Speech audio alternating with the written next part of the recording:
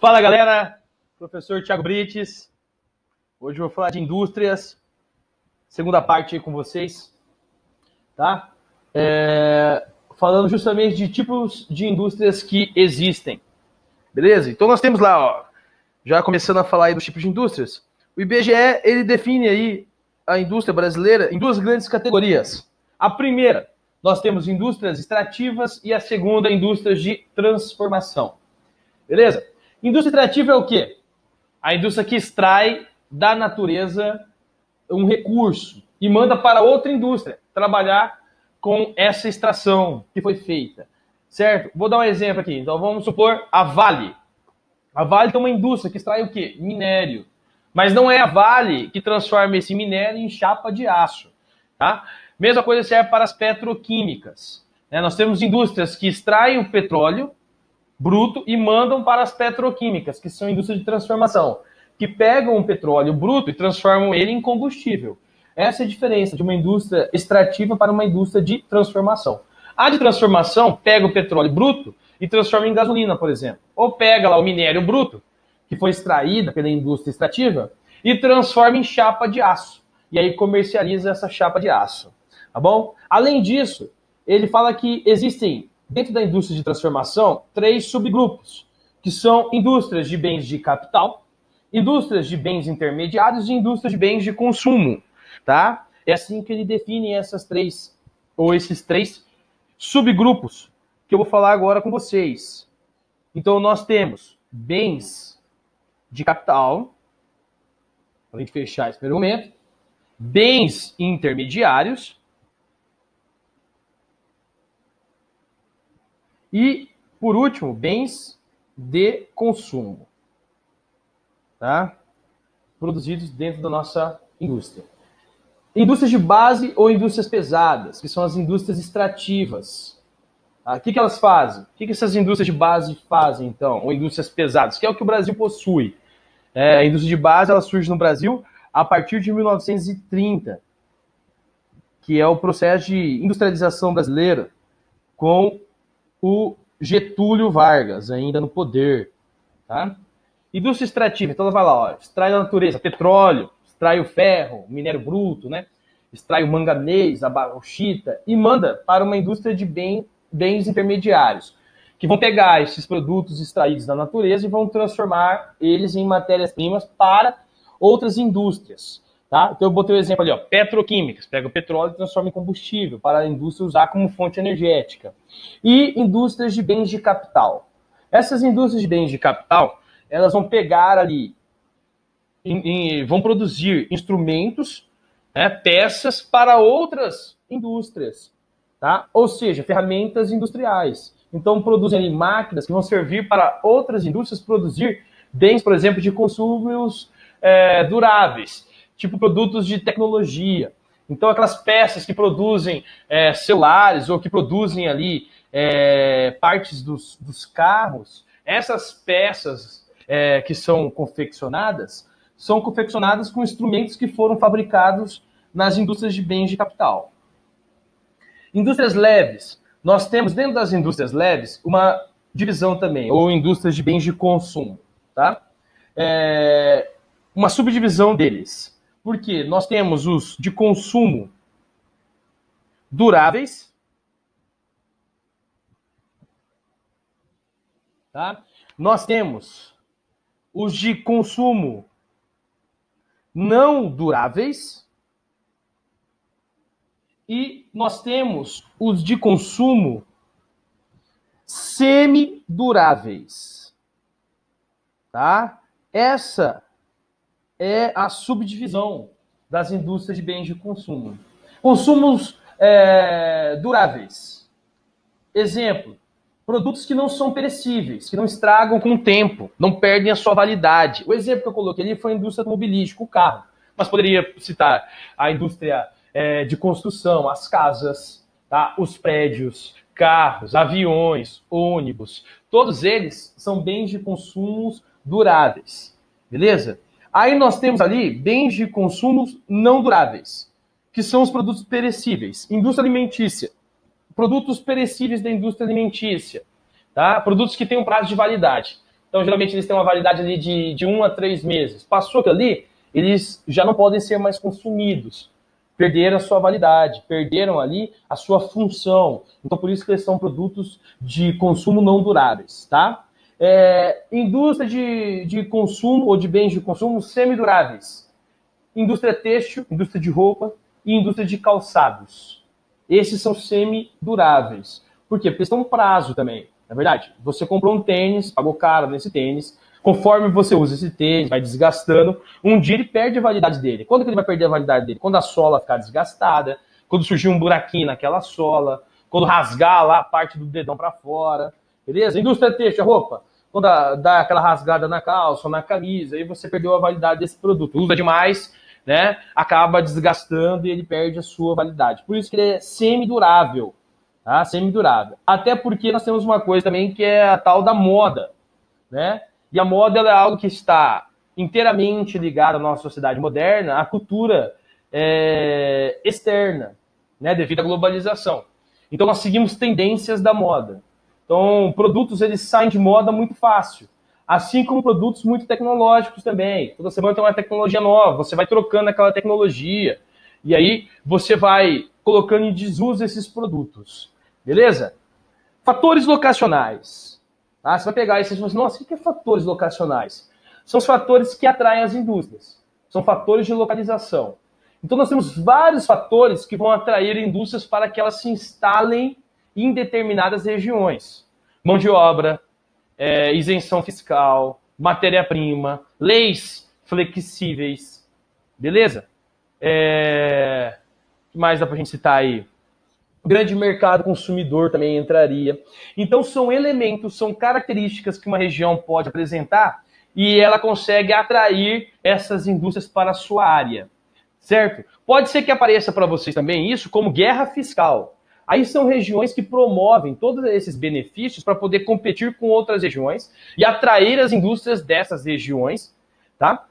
Um exemplo que eu vou dar aqui é Três Lagoas, que é o polo industrial do Mato Grosso do Sul, que cada vez mais consegue atrair indústrias de São Paulo para o Mato Grosso do Sul. Por que isso? Porque é mais vantajoso produzir ali? Sim.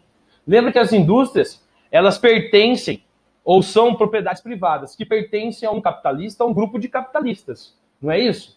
Um capitalista ou grupo de capitalista, ele sempre busca uma coisa, que é o lucro cada vez maior.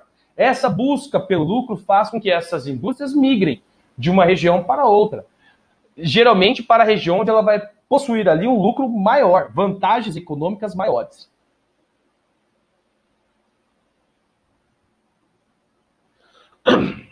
Continuando aí, gente, vamos lá. Então aí, ó, os principais fatores que determinam a localização industrial. Primeiro, a mão de obra.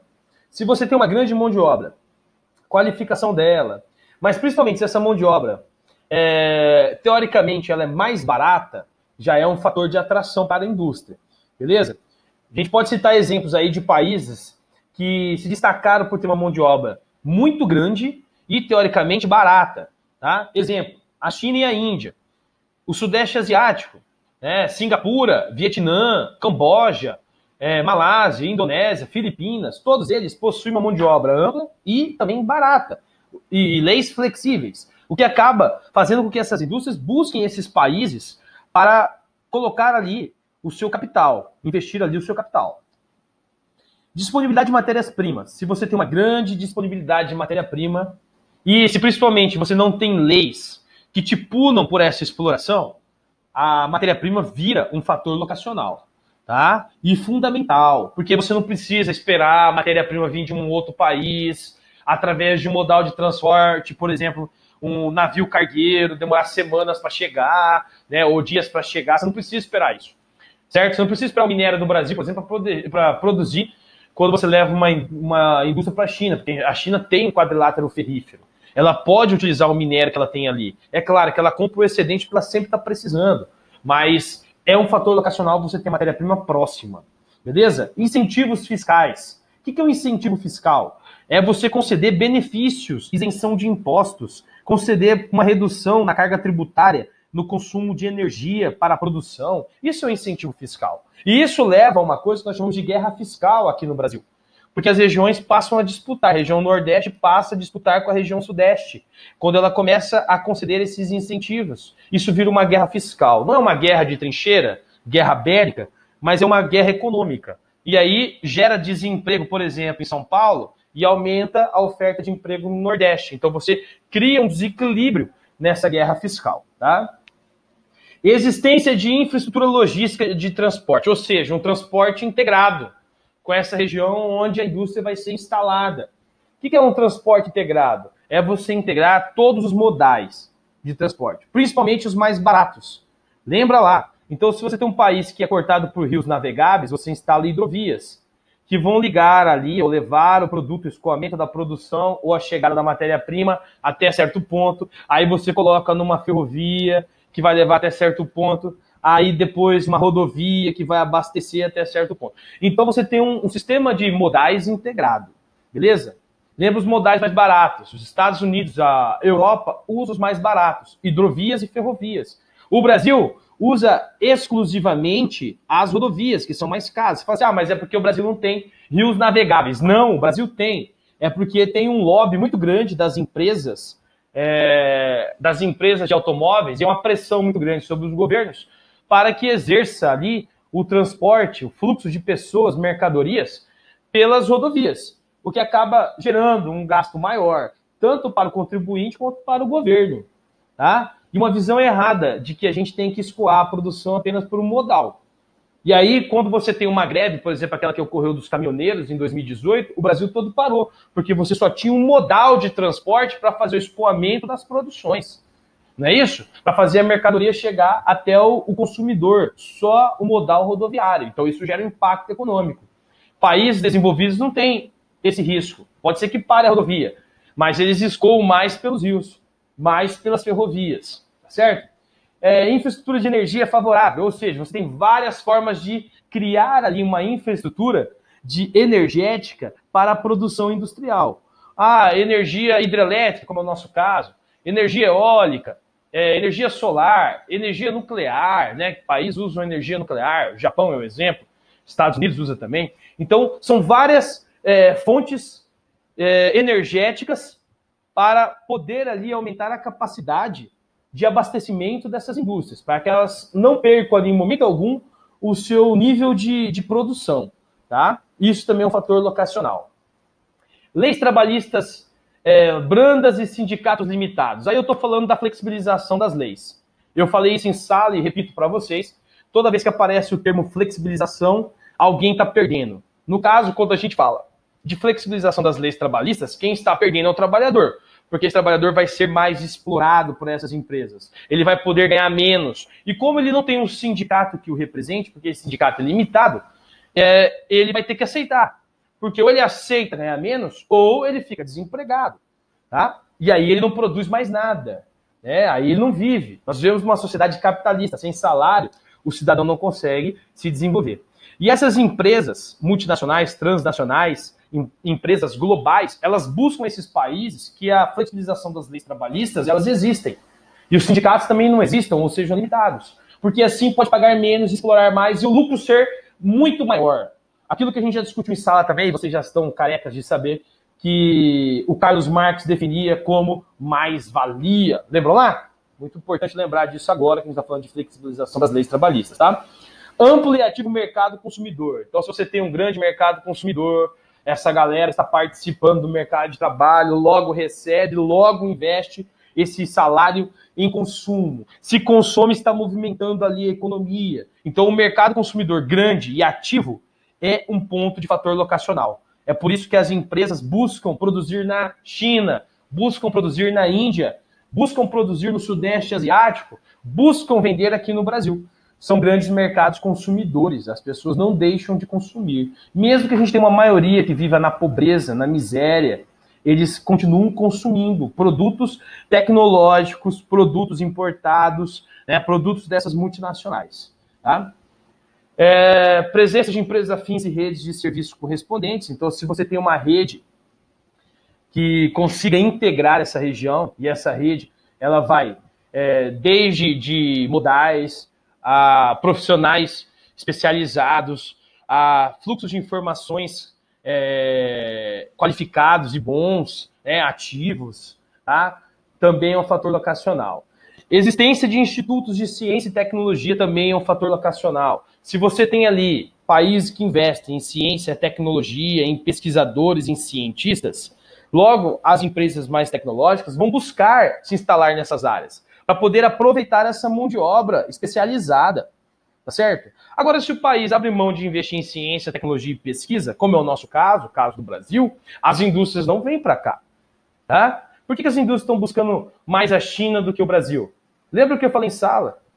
Quantas marcas de produtos tecnológicos o Brasil possui e vende para o mundo todo? De celulares, de carros, de computadores. Marcas multinacionais o Brasil tem. Entenderam? Porque a gente não está investindo em ciência e em pesquisa aqui dentro. Tá? Nem as empresas privadas estão investindo nisso aqui dentro do Brasil. Beleza? Nós voltamos a ser um país voltado ao primeiro setor da economia. Tá? E aí a gente vai perdendo espaço, por exemplo, para a Coreia do Sul, que investiu em ciência, pesquisa e tecnologia. A Coreia do Sul hoje tem marca de carro, tem marca de celular, o Brasil não tem, tá parado. Não é isso? Estamos perdendo espaço, por exemplo, para a China e para a Índia, que tem marca de celular, marca de carro, estão lançando foguete, estão lançando satélite, e a gente parou no tempo e não produz mais essas tecnologias. Por isso que nós não somos mais um fator locacional quando a gente fala em instituições de ciências, pesquisa e tecnologias. Tá? Galera, nós fechamos essa parte 2. Na próxima aula eu já vou fechar esse conteúdo de indústrias com vocês. Espero que vocês tenham gostado. Dúvidas, deixem aí no canal, curtam lá. Assim que puder eu já respondo vocês, tá? Tirando essas dúvidas. Um beijo, um abraço, se cuidem e até a próxima.